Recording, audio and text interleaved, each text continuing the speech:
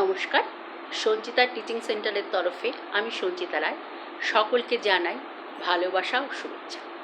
আজ আমি 1830 খ্রিস্টাব্দে ফ্রান্সে সংঘটিত জুলাই বিপ্লব নিয়ে আলোচনা করব।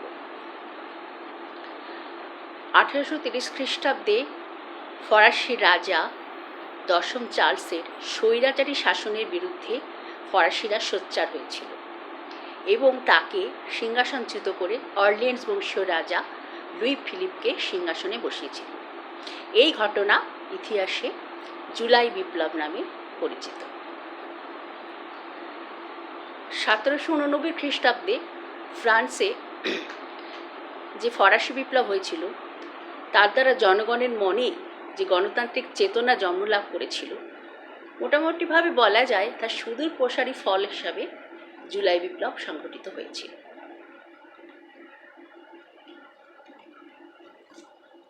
এইবার প্রত্যেকটা বিপ্লবের আলোচনা করতে গেলে তার কারণ, প্রকৃতি, ফলাফল এসব নিয়ে আলোচনা করতে হয়। ঐতিহাসিক লেপসনের মতে 1830 খ্রিস্টাব্দে যে জুলাই বিপ্লব হয়েছিল তা 1789 খ্রিস্টাব্দে হওয়া ফরাসি বিপ্লবের পরিপূরক। এবার এই বিপ্লবের প্রত্যক্ষ কারণ হিসাবে আমরা 4টে কারণকে বলতে পারি। ফ্রান্সে তখন রাজনৈতিক দলগুলোর মধ্যে পরস্পরের বিপরীত মনোভাব ছিল এবং তাদের মধ্যে সংঘাত ঘটছিল। সেই সময় যিনি রাজা ছিলেন, সেই সময় মানে দশম চার্লসের আগে, অষ্টাদশ লুই, তিনি একটি মধ্যপন্থা নিয়েছিলেন। তারপরে যিনি দশম চার্লস সিংহাসনে বসেন, তার স্বৈরাচারী শাসন আর তার প্রধানমন্ত্রী পলিকন্যাকের মধ্যস্থতায় তিনি একটি জুলাই অর্ডিন্যান্স জারি করেন। এই সমস্ত কারণগুলোতেই মূলত জুলাই বিপ্লব সংঘটিত হয়েছিল। নেপোলিয়নের পতনের পর ইউরোপের পুনর্গঠন ও পুনর্বন্টনের জন্য বিজয়ী মৈত্রী শক্তিবর্গ কী করেছিল? অস্ট্রিয়ার রাজধানী ভিয়েনাতে একটি সম্মেলন ডেকেছিল, যে সম্মেলন ইতিহাসে ভিয়েনা সম্মেলন নামে পরিচিত। এই সম্মেলনে যে 3টি মূল নীতি গৃহীত হয়েছিল তার মধ্যে একটি নীতি হলো ন্যায্য অধিকার নীতি। এই ন্যায্য অধিকার নীতি কি ছিল? না, বলা হয়েছিল ফরাসি বিপ্লবের পূর্বে যে দেশে যে রাজবংশ রাজত্ব করত তাদেরকে রাজত্ব ফিরিয়ে দেওয়া হয়। তো এই নীতি অনুযায়ী ফ্রান্সের বুরবো রাজবংশকে তাদের রাজত্ব ফিরিয়ে দেওয়া হয় এবং রাজা অষ্টাদশ লুইকে সিংহাসনে বসানো হয়। অষ্টাদশ লুই বাস্তববাদী ছিলেন। তিনি বুঝেছিলেন বিপ্লব পূর্ববর্তী ফ্রান্সের সাথে এখনকার ফ্রান্সের অনেকটাই তফাৎ। বিপ্লব যে গণতান্ত্রিক চেতনার জন্ম দিয়েছে ফরাসিদের মধ্যে, ফ্রান্সবাসীদের মধ্যে, তাকে নির্মূল করা সম্ভব না। অপরপক্ষে রাজতন্ত্রীদেরও খেপিয়ে দিলে চলবে না, তাদেরকেও সন্তুষ্টির মধ্যে রাখতে হবে। তো এই দুই নীতিকে মাঝখানে রেখে তিনি একটি মধ্যপন্থা অবলম্বন করেন। তো ওই যে বলছিলাম পরস্পর বিরোধী রাজনীতি, এই সময় ফ্রান্সে মূলত 2টি দল, উগ্র রাজতান্ত্রিক দল বা আল্ট্রা রয়্যালিস্ট দল এবং অপরদিকে উদারপন্থী দল, এরকম দলরা আসে। উগ্র রাজনৈতিক দলরা পূর্বের রাজতন্ত্রকে ফিরিয়ে আনতে চাইতো, আর উদারপন্থীরা বিপ্লব থেকে যে ধ্যান ধারণার জন্ম নিয়েছিল তার সমর্থক ছিল। এছাড়াও ছিল প্রজাতন্ত্রী দল ও বোনাপার্টিস্ট দল। এই দলগুলির মধ্যে সংঘাত লেগেই থাকত। তো রাজা অষ্টাদশ লুই রাজতান্ত্রিক ব্যবস্থার মধ্যেও গণতান্ত্রিকতাকে বজায় রেখেছিলেন। তিনি একটি সনদ এনেছিলেন যেখানে তিনি বলেছিলেন রাজা হবেন শাসনতান্ত্রিক প্রধান ও সেনাবাহিনীর সর্বাধিনায়ক। দ্বিকক্ষ আইনসভা গঠন করা হবে, কিছু মানুষকে ভোটাধিকার দেওয়া হবে, অন্যায়ভাবে কারাদণ্ড দেওয়া বন্ধ হবে, ধর্ম সহিষ্ণুতা নীতি গ্রহণ করা হবে। নেপোলিয়ন আইন সংহিতাকেও মেনে নিয়েছিলেন। এরও বেশ কিছু উদারনৈতিক সংস্কার তিনি করেছিলেন। জাতি ধর্ম নির্বিশেষে চাকরির ব্যবস্থা করেছিলেন, সংবাদপত্রকে স্বাধীনতা দিয়েছিলেন। তো মোটামুটি চলছিল। তার সময়ও কয়েকবার প্রধানমন্ত্রী বদল হয়। শেষের দিকে ভিলেল নামে একজন প্রধানমন্ত্রী হয়। তার কিছু কার্যকলাপ ফরাসিদের সন্তুষ্ট করতে পারলেও সমস্ত কার্যকলাপ পারেনি, কারণ তিনি প্রতিক্রিয়াশীল ছিলেন। এমতাবস্থায় 1814 খ্রিস্টাব্দে রাজা অষ্টাদশের মৃত্যু হয়। সিংহাসনে আরোহণ করেন রাজা দশম চার্লস, ডিউক অফ অরেঞ্জ। তিনি অত্যন্ত স্বৈরাচারী ছিলেন। তিনি ঈশ্বর প্রদত্ত রাজা ক্ষমতা বিশ্বাস তো করতেনই, ফরাসি বিপ্লবের পূর্বের অবস্থাকে তিনি ফিরিয়ে আনতে চেয়েছিলেন। অভিজাতদের তিনি যারা বাইরে চলে গেছিল ফিরিয়ে এনেছিলেন। অভিজাত ও যাদবদের সমস্ত ক্ষমতা তিনি ফিরিয়ে দিচ্ছিলেন। সমস্ত কার্যকলাপ তার রাজতন্ত্রের সমর্থনে যাচ্ছিল। তার প্রতি প্রজারা ক্রমে বিরূপ হয়ে উঠছিল। এমন সময় তিনি পলিগন্যাককে তার প্রধানমন্ত্রী নিয়োগ করেন।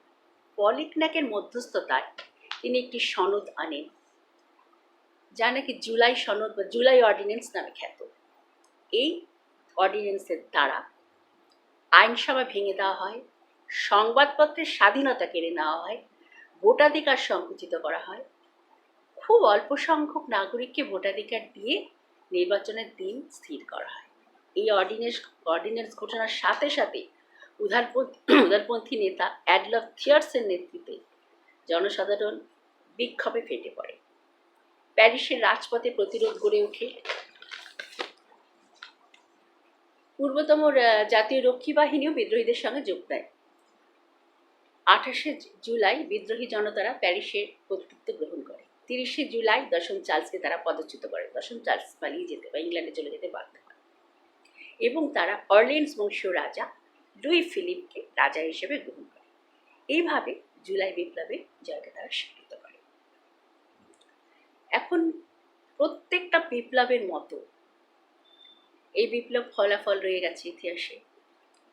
এই বিপ্লবের ফলাফল হিসাবে আমরা যেটা প্রথমেই বুঝতে পারি সেটা হলো ফ্রান্সে বুর্বো রাজবংশের পতন হয়। বুর্জোয়া শ্রেণীর ক্ষমতা বৃদ্ধি পায়, রাজার ক্ষমতা সংকুচিত হয়, ভোটাধিকার সম্প্রসারিত হয়। এখন কথা হচ্ছে রাজতন্ত্রের বদলে রাজতন্ত্রই তৈরি, কিন্তু এই রাজতন্ত্র অন্যরকম। ওখানে রাজা যেমন ঈশ্বরের ক্ষমতা, ঈশ্বরের প্রতিনিধি বলে নিজেকে দাবি করতেন, এখানে তা পারলেন না। তিনি জনপ্রতিনিধি, এইভাবেই তাকে মানতে হবে। এটাই হলো ব্যাপার। আর জনসাধারণের কাছে থাকবে সার্বভৌম ক্ষমতা। এইভাবে ফ্রান্সে বেশ কিছু পরিবর্তন হলো গণতান্ত্রিকতার সপক্ষে। তাছাড়া ভিয়েনা সম্মেলনের যে ন্যায্য অধিকার নীতি তার সম্পূর্ণ নস্যাৎ হয়ে গেল। সাম্য, ধর্মনিরপেক্ষ শাসন, শাসনতান্ত্রিক স্বাধীনতা ফ্রান্সে অনেকটাই প্রতিষ্ঠা পেল। এইবার শুধু যে ফ্রান্সে এই বিপ্লব প্রভাব বিস্তার করেছিল তা নয়, ফ্রান্সের বাইরেও এই বিপ্লব যথেষ্ট প্রভাব বিস্তার করেছিল। ভিয়েনা সন্ধির দ্বারা কি করা হয়েছিল? বেলজিয়ামকে অন্যায়ভাবে হল্যান্ডের সাথে যুক্ত করে দেওয়া হয়েছিল। 1830 জুলাই বিপ্লবে দেখে বেলজিয়াম স্বাধীনতা ঘোষণা করে। জার্মানিতে ব্যাপক গণজাগরণ হয়। জার্মানির হেস, স্যাক্সনি, হ্যানোভার শাসকদের কাছ থেকে উদারনৈতিক শাসন দাবি করে। ইতালির পারমা, মডেনা পোপের রাজ্য শাসন সংস্কারের দাবি করে। যদিও ইউরোপে অনেকাংশে মেটার্নিকের চাপে এই গণতান্ত্রিক শাসন অনেকেই পায়নি। রুশ অধিকৃত পোল্যান্ড স্বাধীনতা যুদ্ধ শুরু করে। ইংল্যান্ডের চার্টিস্ট আন্দোলন শুরু হয়। স্পেন, সুইজারল্যান্ড, পর্তুগালের সর্বত্র প্রগতিশীল শাসনের দাবি করা হয়।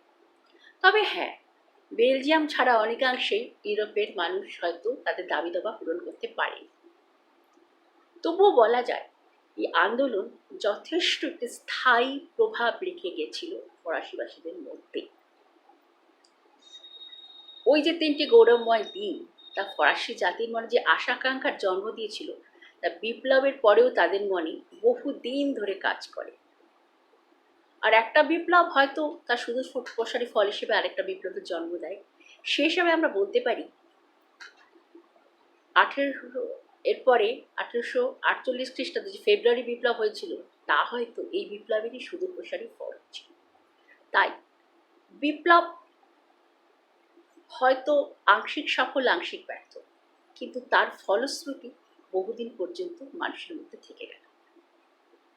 ঠিক আছে, এর মধ্যে যদি আমার ছাত্রছাত্রীদের কোনো কিছু বুঝতে অসুবিধা হয় আমাকে অবশ্যই জিজ্ঞাসা করবি, আমি উত্তর দেব। আর অভিভাবকদের কোনো বক্তব্য থাকলেও আমি সেটা মেনে নেব। যদি কোনো ভুল ত্রুটি থাকে অবশ্যই আমাকে বললে আমি সানন্দে গ্রহণ করব। ধন্যবাদ।